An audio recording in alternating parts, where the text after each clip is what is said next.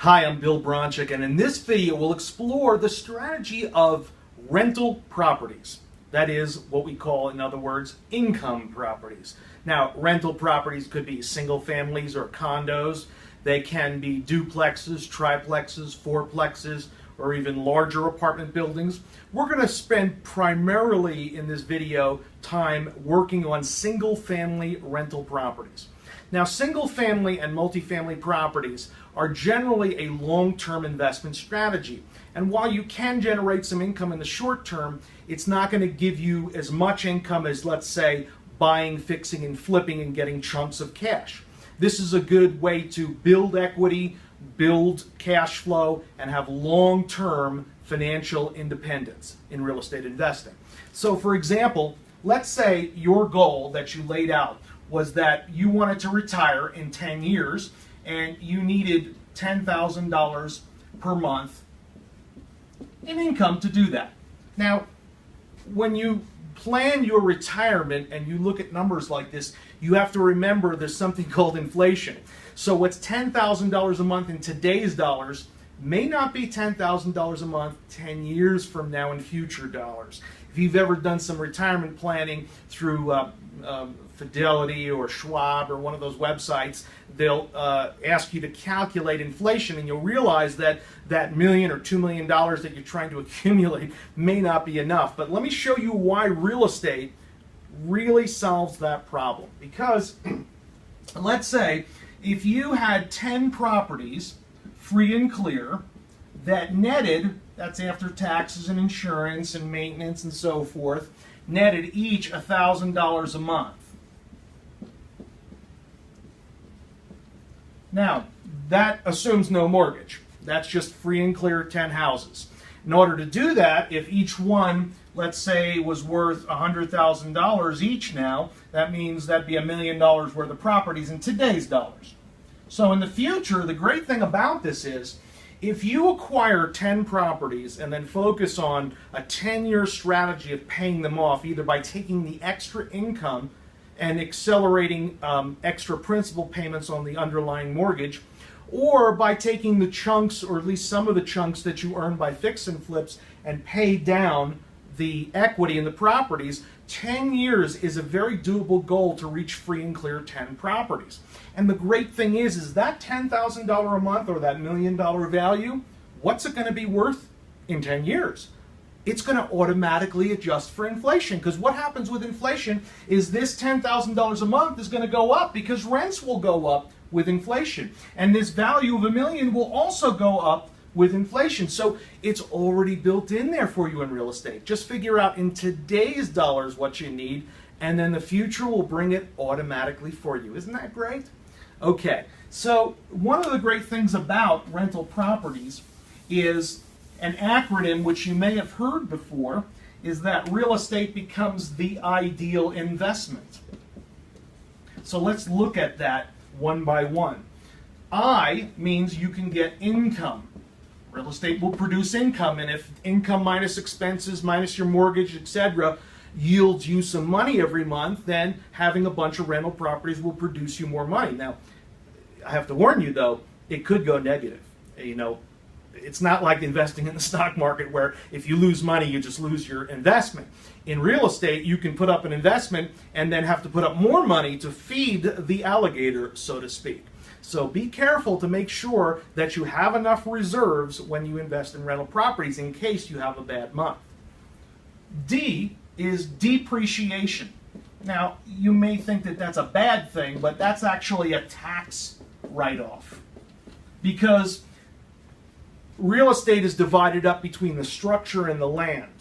And for tax purposes, the structure depreciates. You depreciate it or get a tax write-off on it every year for its useful life.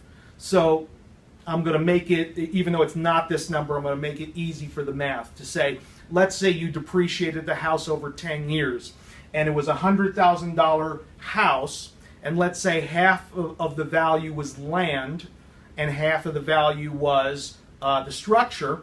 You get $50,000 depreciation over 10 years, would be approximately $5,000 a year tax write-off. It doesn't actually come out to that, but I wanted to use simple math so you follow the example.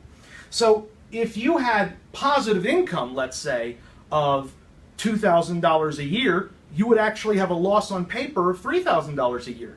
So you're actually earning money and you're getting a loss that you can use to offset other income, let's say, for example, in another business or job. So great tax write-off for having rental properties. E is equity.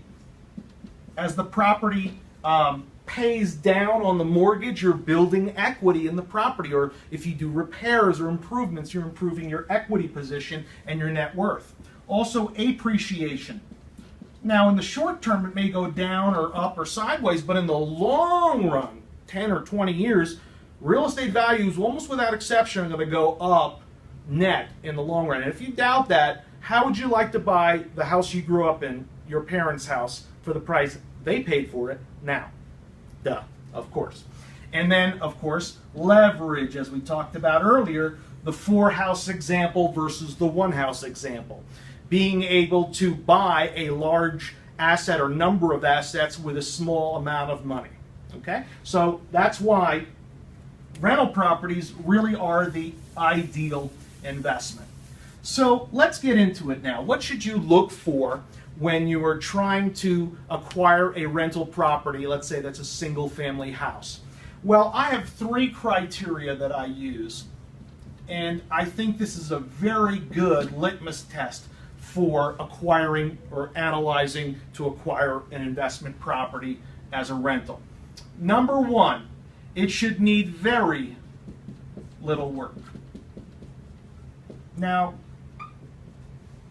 earlier we talked about fix and flips in another video. You know, we're talking about $10, $20, $30, $40, maybe $50,000 worth of work.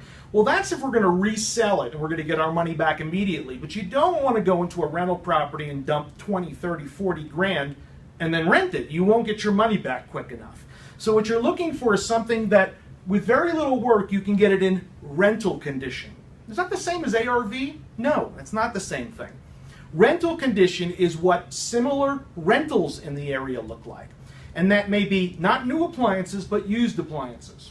Not necessarily new kitchen cabinets, but maybe painted white with some new knobs on there. You get the idea. It doesn't have to be perfect. It just has to be clean, presentable, and the equivalent of other rentals in the area who are charging similar rent.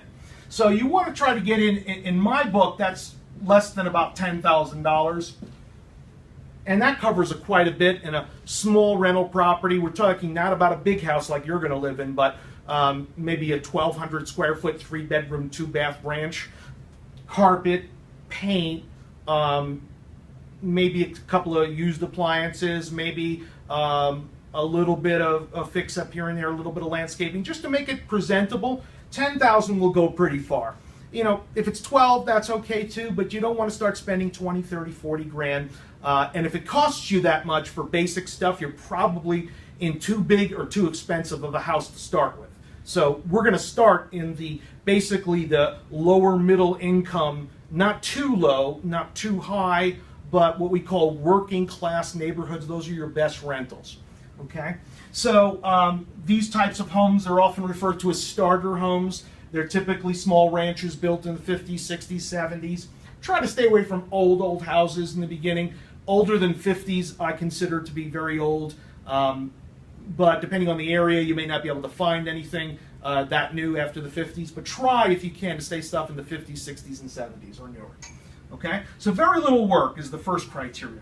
The second criteria is that you're all in, and I'll define that in a moment, is 80% of appraisal. Now, that's not the same thing as we discussed before in another video, ARV, after repaired value. Because remember, we're not looking at an after repaired value as a fix and flip. We're looking at it as what will this property appraise for by an appraiser. Why? Why did I come up with 80% and why appraisal? The reason is that most lenders will allow you to refinance a property at 80% of its appraised value. That means if you can buy a property for cash, fix it up, closing costs, everything all in, all the money out of pocket at 80% of appraisal or less, and you refinance it at 80% of appraisal, then how much money do you have in this rental property? You might have guessed it, the answer is 0. Now, if it's 82, you've got 2% of the deal. If it's 85, you got 5%. But those are all good numbers, because if you purchase a property, you're required to put 20% down minimum, plus the repair costs. That's a lot of investment, and you're not going to be able to buy a lot of properties. If you buy one cash, fix it up, refi it, get your money back, move on to the next one, you can buy several properties, each with very little invested, highly leveraged. Now, understand the difference between highly leveraged and highly leveraged in a risky fashion. If you have a property, and I'm going to use round numbers again, so don't quibble on the value. If you have a property worth 100 and you finance it with no money down for 100, that's risky because you have no equity.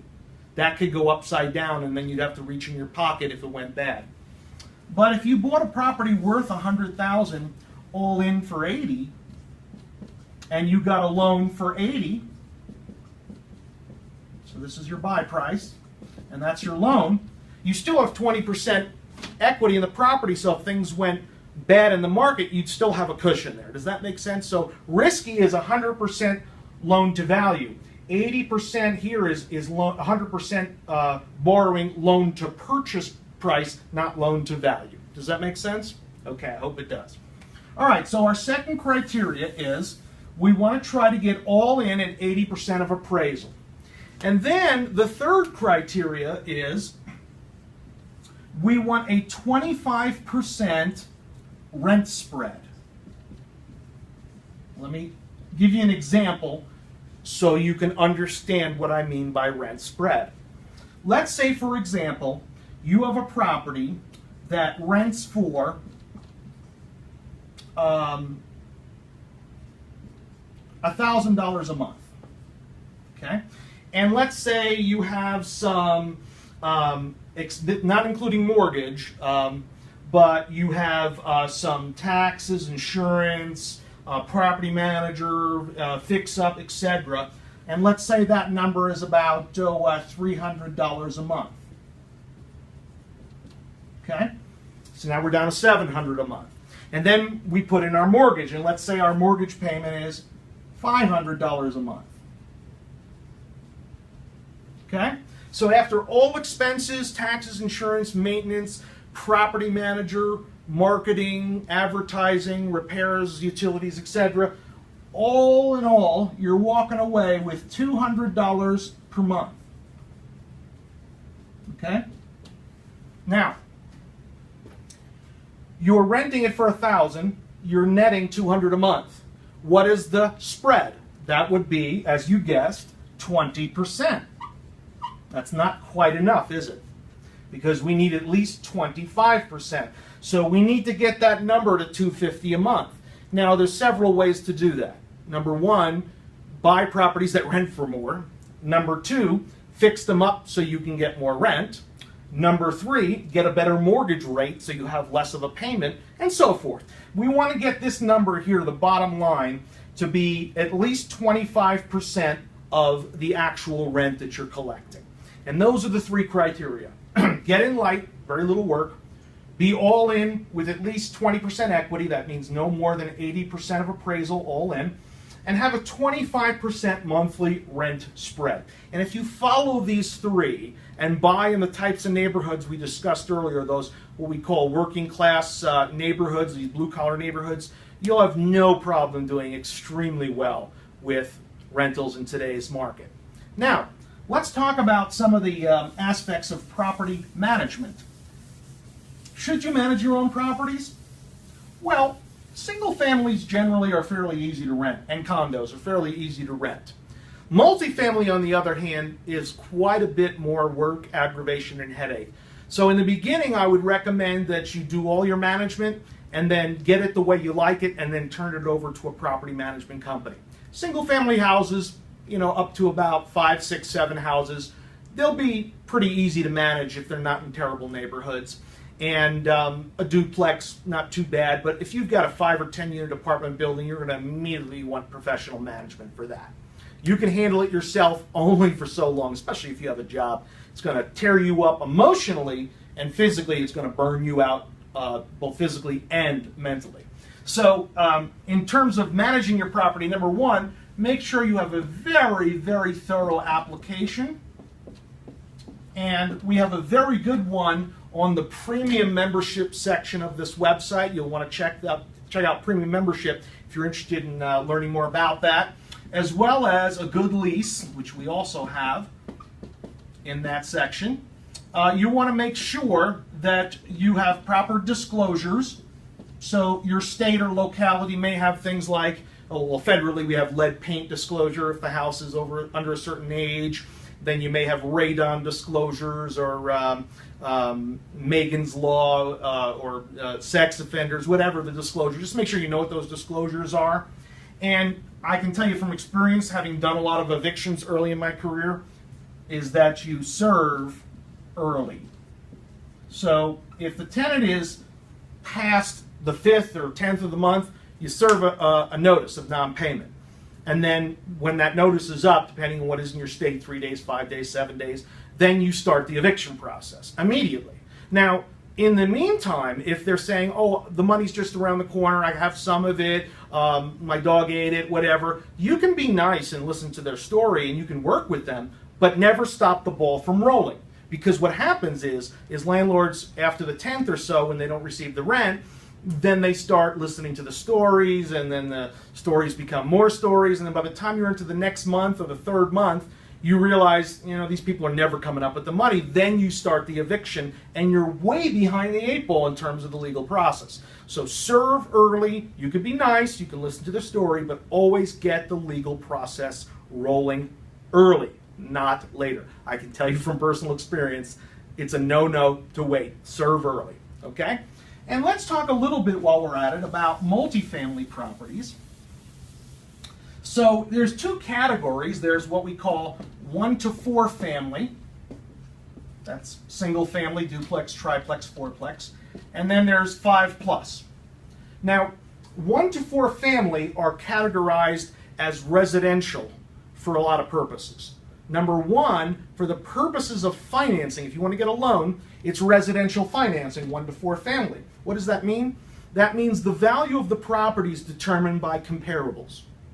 So a single family is compared to a single family, a duplex to a duplex, a triplex to a triplex, and so on.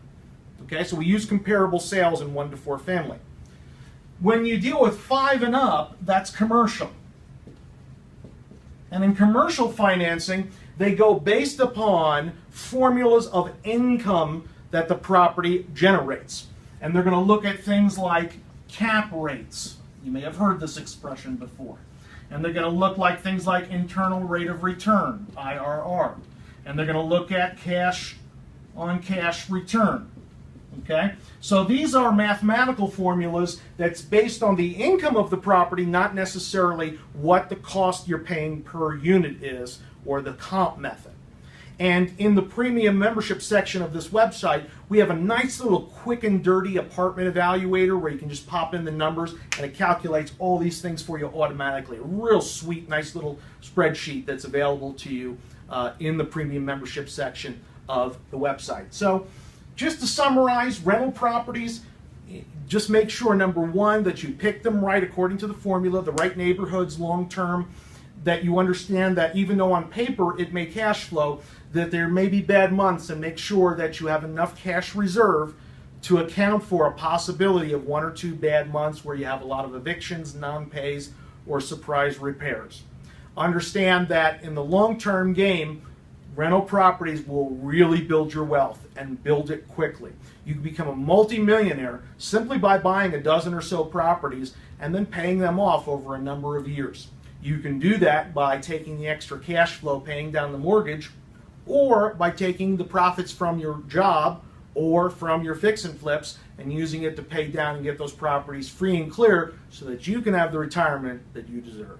This is Bill Bronchick. I hope you've enjoyed this lesson on rental properties.